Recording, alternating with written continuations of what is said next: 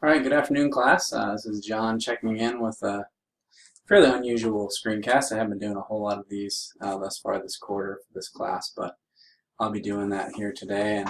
And in the interest of time, I'm going to get moving right through.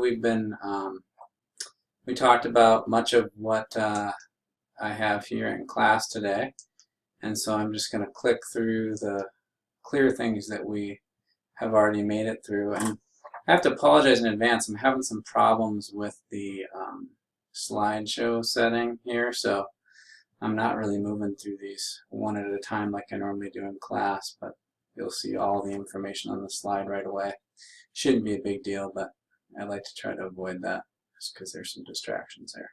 So we talked today in class where, again, we're trying to reinforce this idea of how cosmology, religion, and ideology oftentimes reinforce one another, and we see it particularly evident in the experiences of some of the early civilized societies.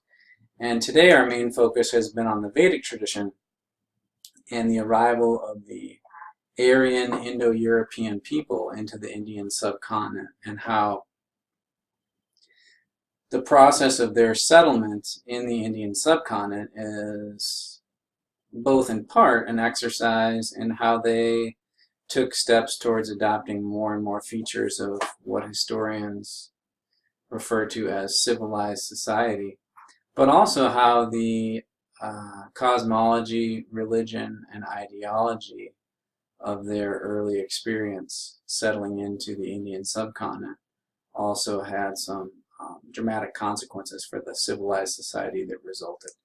So we left off today, we were about 2/3 of the way through this slide, so I'll pick up and just remind you that the taboos were social, they were examples very much as we use the term today, socially unacceptable behavior, sort of violation of norms. If something is taboo and someone refers to it as being taboo, they're saying that is unacceptable, that is controversial. We oftentimes hear it used in the present, in the 21st century. It's oftentimes tied to like sexual behaviors and sexual norms. Something is taboo if it's sort of beyond the pale of acceptable societal activity. So anyway, these taboos in their more historic sense referred to the guidelines of acceptable behavior for the different levels of this varna that becomes established within the Vedic culture. And we left off today talking about how the varna system of ancient Vedic India was part cosmology, the belief that this sacred person, Purusha, from the ancient Vedas, was the sort of beginning point of earthly humans, and that it was from this sacred being, Purusha, the various parts of that body that gave life to the different classes and levels of people in society of the Vedic time. Now this next term, Dharma, is really important. I want to make sure that you understand it. So Dharma is, Dharma, the simplest definition is the ancient law. And the law or laws that came to the Vedic people of India was evident in the Vedas. So the ancient Vedas were stories and hymns, but also laws and expectations of various members within society for how they could live a life that was sacred and holy. And so what over time Dharma becomes is Dharma are the guidelines by which society is constructed. So this is not altogether different from, say, like the Ten Commandments, sort of the thou shalt. But Dharma is going to have a really important role to play, because as we'll see, it's going to increasingly be tied to karma, a concept that I will mention in just a bit. The jati, we've put this here because if you were to go to India today and observe, I know it came up, I was talking to someone, I think earlier today, about how oh yeah, it was in my in office hours. I was discussing how technically the Varna system, or the caste system in India, it has been formally abolished. It is no longer accepted by law in India. However, as you might imagine, oftentimes racial and class-based systems, even if they are formally abolished by law, it doesn't mean that they leave and just suddenly disappear from social standing and social interactions. It's not too unlike saying that even though the civil rights movement in the United States during the 50s and 60s created all sorts of progress for racial relations in the United States, it doesn't mean that racism and discrimination suddenly ended. Okay, so anyway, Jati, if you were to go to India today, you would still see different groups of people within society who are distinguished one from another, oftentimes by the task that they accomplish. So you might find a group of people who are shoemakers and cobblers. You might find a jati of people and family who tan leather. You might find a jati, in fact you find jati of people who handle the dead bodies, and along the Ganges River, the sacred way that bodies are dealt with is they are launched on a funeral pyre, which is a burning platform where the body will be burned and released back into the water and the air of the Ganges River Valley. And there's a group, a jati, who are tasked strictly with that role. And they're also considered to be untouchable because they handle the dead bodies of various Indian people. Okay. Now, I put changes over time. All that is to say is that I want you to understand that this is changing. So this would be a pretty effective glimpse of the Vedic tradition, say through the year 1200 BCE or so. But change is coming. So here we have, and shucks, these images were supposed to arrive in a layered way, but they didn't. Anyway, the Brahmins and the ritual of the Brahmins comes under review starting around the 8th, 7th centuries BCE in the Indian subcontinent. And the Brahmins are, again, once again, the priestly class of this Vedic tradition. And under the ancient Dharma, the law, they were tasked, according to the taboos that were used to sort of enforce differences between different groups of people within Vedic Indian society.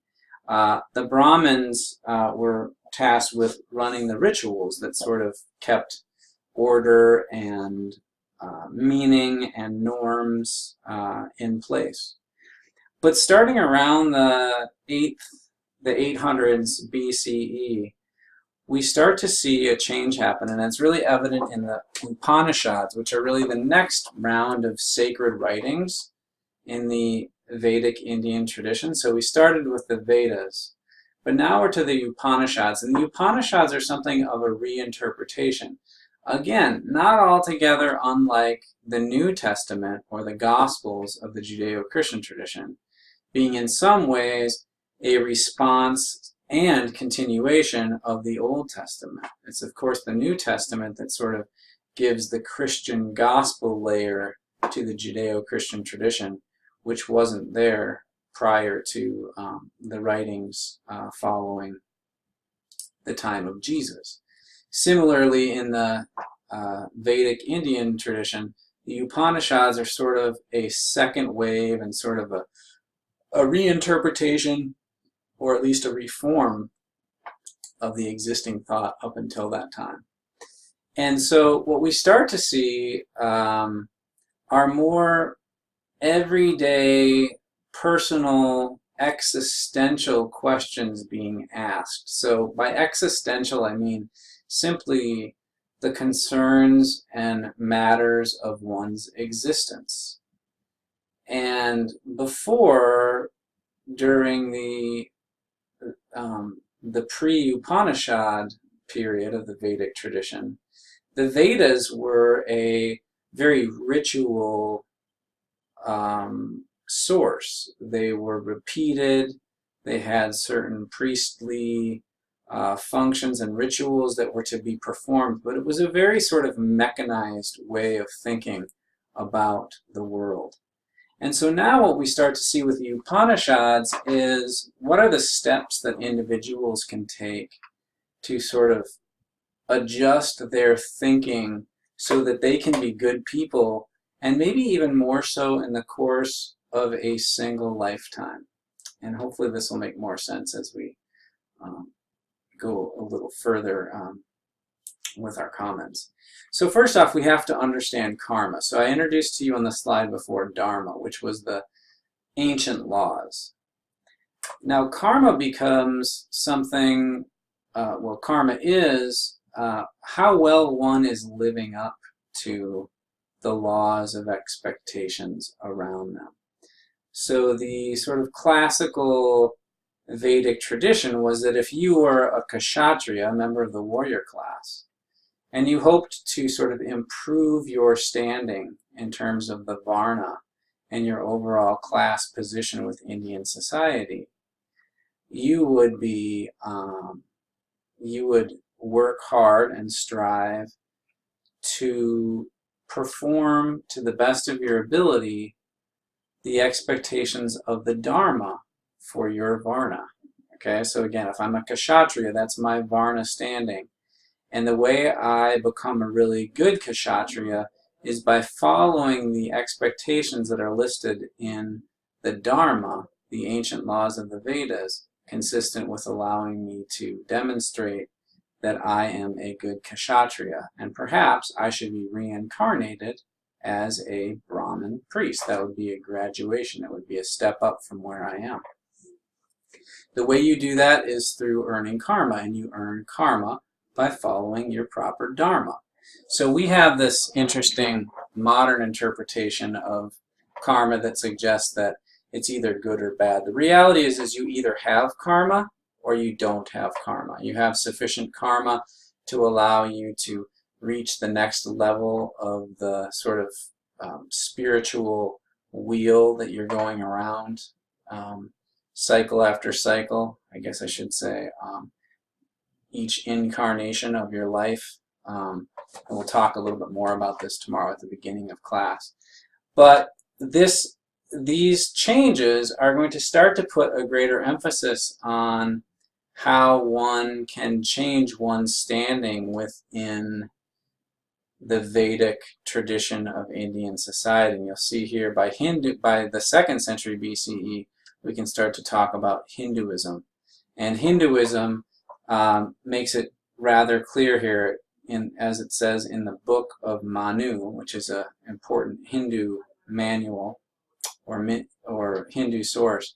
Caste derives from karma, which is accumulated in earlier incarnations. We'll talk a little bit about that tomorrow, but hopefully you're getting the idea that we're going around on the wheel of life, and it's how we live each passing around the wheel of life that determines on what level we come back, whether we're higher or lower.